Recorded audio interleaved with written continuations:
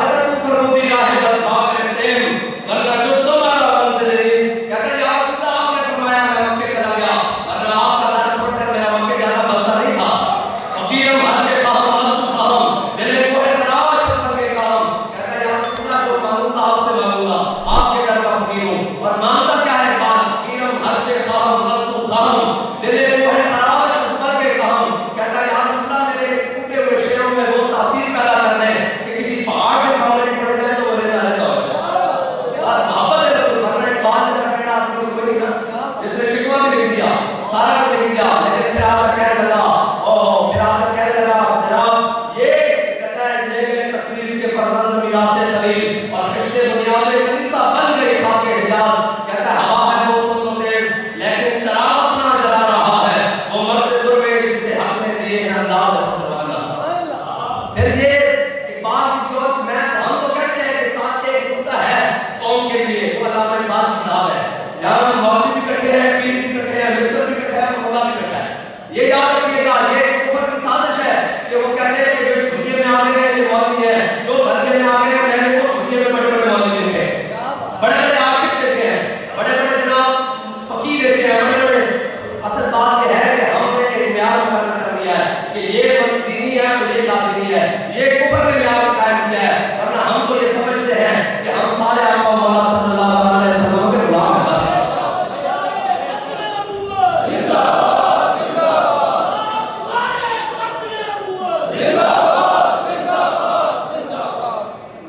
موضوع تو بڑا لمبا ہے, بہرحال واپس آتے ہیں.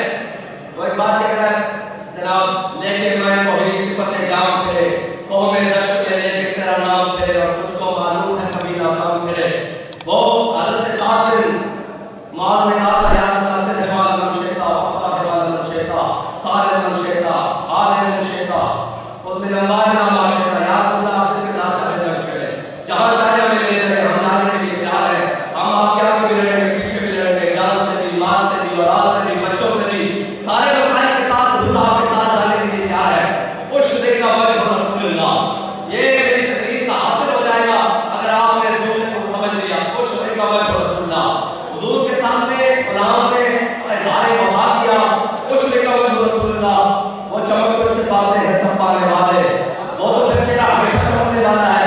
لیکن امام الانبیاء کا چہرہ مبارک, حضور کا مبارک چہرہ اپنے غلام کے اظہار وفا سے اور مزید چمک تھا, مزید حضور خوش ہوئے, امام الانبیاء خوش ہو گئے کہ میرے غلام نے اظہار وفا کر دیا ہے. اشرے کا وجہ رسول اللہ, یہ آپ نے اس بات پر رکھنا ہے کہ حضور خوش ہوئے, امام الانبیاء خوش ہو گئے. اشرے کا وجہ رسول اللہ, یہ حاصل کلام میں بس گفتگو اینڈ کی طرف لے کر جاتا ہوں.